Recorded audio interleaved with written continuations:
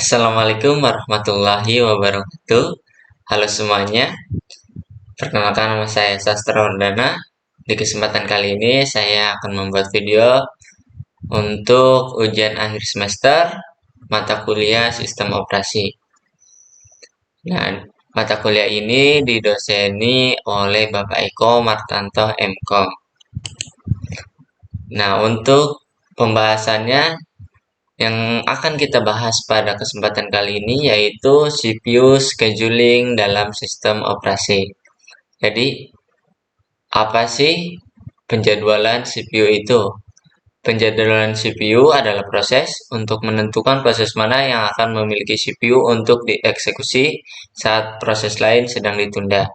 Tugas utama penjadwalan CPU adalah memastikan bahwa setiap kali CPU tidak aktif, OS setidaknya memilih salah satu proses yang tersedia dalam antrean siap untuk dieksekusi. Proses pemilihan akan dilakukan oleh penjadwal CPU. Penjadwal CPU memilih salah satu proses dalam memori yang siap untuk dieksekusi.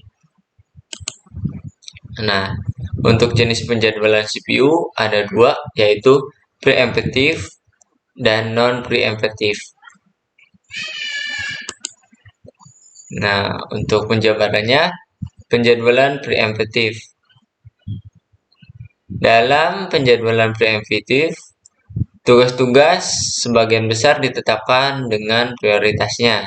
Terkadang penting untuk menjalankan tugas dengan prioritas lebih tinggi sebelum tugas dengan prioritas lebih rendah lainnya.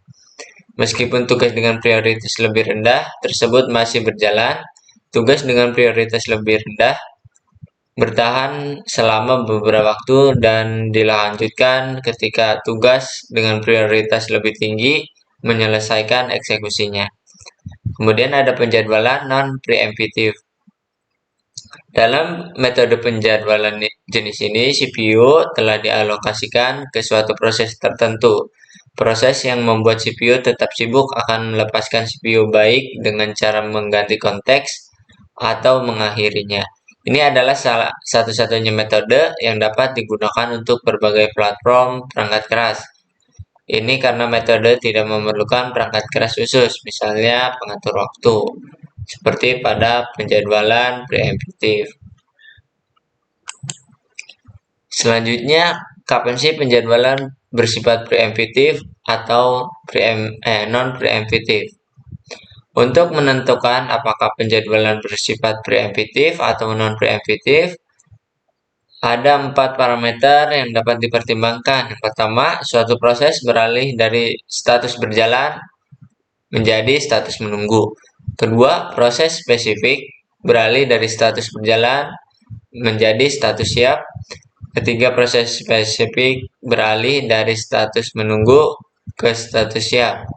Kemudian, keempat, proses menyelesaikan eksekusinya dan berakhir. Dan hanya untuk kondisi 1 dan 4, penjadwalan ini disebut non-preemptive. Semua penjadwalan lainnya bersifat preemptive. Istilah penting penjadwalan CPU. Ada burst time. Adalah waktu yang dibutuhkan untuk proses menyelesaikan eksekusinya. Kemudian ada waktu kedatangan. Ketika suatu proses memasuki keadaan siap. Waktu selesai, saat proses selesai. Multi-programming, sejumlah program yang dapat hadir dalam memori pada saat bersamaan. Kemudian ada pekerjaan, ini adalah jenis program tanpa interaksi pengguna apapun. Ada pengguna, jenis program yang memiliki interaksi dengan pengguna. Kemudian ada proses, adalah referensi yang digunakan untuk pekerjaan dan pengguna. Kemudian ada siklus burst CPU input-output, mencirikan eksekusi proses yang bergantian antara aktivitas CPU dan input-output. Waktu CPU biasanya lebih singkat daripada waktu input-output. Kemudian ada jenis-jenis algoritma penjadwalan CPU. Ada 6 jenis. Yang pertama adalah siapa cepat dia dapat, FCFS. Kedua, penjadwalan pekerjaan terpendek pertama, SJF. Ketiga, waktu tersisa terpendek. keempat, penjadwalan prioritas, kelima, penjadwalan round and robin, kemudian yang keenam ada penjadwalan antrean bertingkat. Nah, untuk rinciannya kita akan bahas. Yang pertama ada penjadwalan siapa cepat dia dapat. First come, first serve adalah bentuk lengkap dari FCFS. Ini adalah algoritma penjadwalan CPU yang paling mudah dan sederhana.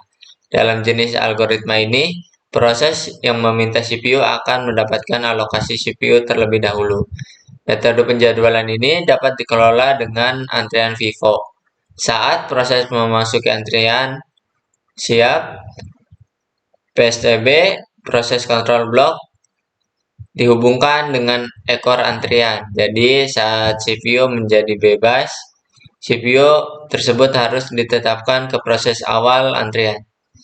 Karakteristik dari FCFS menawarkan algoritma penjadwalan non-preemptif dan preemptif. Kemudian pekerjaan selalu dilaksanakan berdasarkan siapa yang datang pertama dan dilayani pertama. Kemudian mudah diimplementasikan dan digunakan, akan tetapi metode ini kinerjanya buruk dan waktu tunggu umumnya cukup tinggi. Kemudian ada penjadwalan waktu tersisa terpendek. Bentuk lengkap SRT adalah Shortest Remainder Time. Dikenal juga dengan SDF, Preemptive Scheduling. Dalam metode ini, proses akan dialokasikan ke tugas yang paling dekat dengan penyelesaiannya. Metode ini mencegah proses status siap yang lebih baru menahan penyelesaian proses yang lebih lama. Karakteristiknya, metode ini paling banyak diterapkan dalam lingkungan batch di mana pekerjaan singkat perlu diutamakan. Ini bukan metode yang ideal untuk menerapkannya dalam sistem bersama di mana waktu CPU yang dibutuhkan tidak diketahui. Kemudian diasosiasikan dengan setiap proses sebagai durasi CPU burst berikutnya, sehingga sistem operasi menggunakan durasi ini yang membantu menjadwalkan proses dengan waktu sesingkat mungkin. Kemudian ada penjadwalan berbasis prioritas. Adalah metode penjadwalan proses berdasarkan prioritas. Dalam metode ini, penjadwal memilih tugas yang akan dikerjakan sesuai prioritas. Penjadwalan prioritas juga membantu OS untuk melibatkan penugasan prioritas. Proses dengan prioritas lebih tinggi harus dilakukan terlebih dahulu, sedangkan proses dengan prioritas yang sama dilakukan secara run-on-robin atau FCFS. Prioritas dapat diputuskan berdasarkan kebutuhan memori, kebutuhan waktu, dan lain-lain. Kemudian ada penjadwalan run and robin. Run and robin merupakan algoritma penjadwalan tertua dan paling sederhana. Nama algoritma ini berasal dari prinsip round and robin di mana setiap orang mendapat bagian yang sama dari sesuatu secara bergiliran. Algoritma ini paling banyak digunakan untuk algoritma penjadwalan dalam multitasking. Metode algoritma ini membantu untuk menjalankan proses tanpa kekurangan tenaga. Karakteristik dari penjadwalan round and robin. Yang pertama, round and robin adalah model hibrid yang digerakkan oleh jam. Kemudian waktu yang dibutuhkan harus minimum yang ditetapkan untuk tugas tertentu yang akan diproses. Namun, waktu yang dibutuhkan dapat bervariasi untuk setiap proses.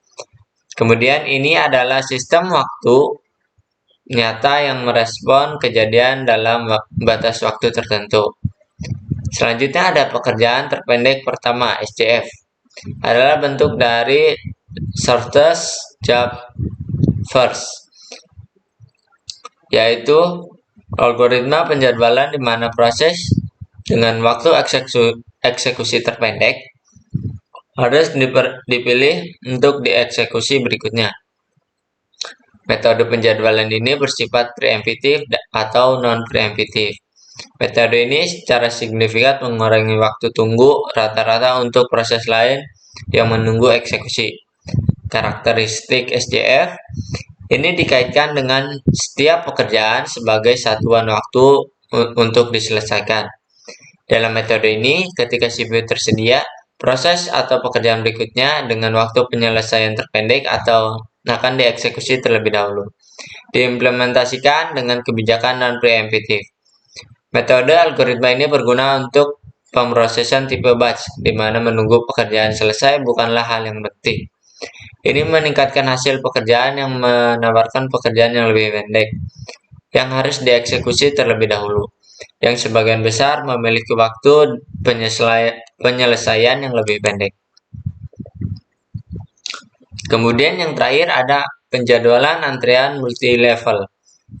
Algoritma ini memisahkan antara antrian siap ke dalam beberapa antrian terpisah dalam prioritas proses, ukuran memori, dan lain-lain.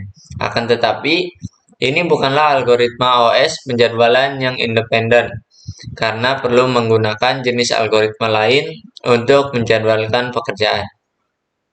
Ada 3 karakteristik dari penjadwalan antrian multi-level. Yang pertama, beberapa antrian harus dipertahankan untuk proses dengan beberapa karakteristik.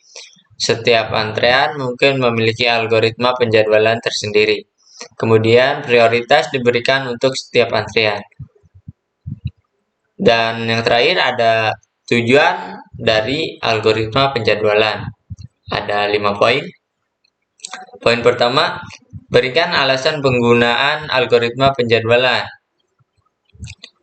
Kemudian CPU menggunakan penjadwalan untuk meningkatkan efisiensinya.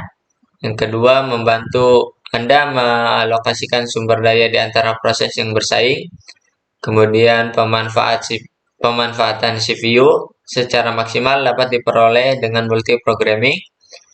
Dan yang terakhir, proses yang akan dieksekusi ada dalam antrian siap.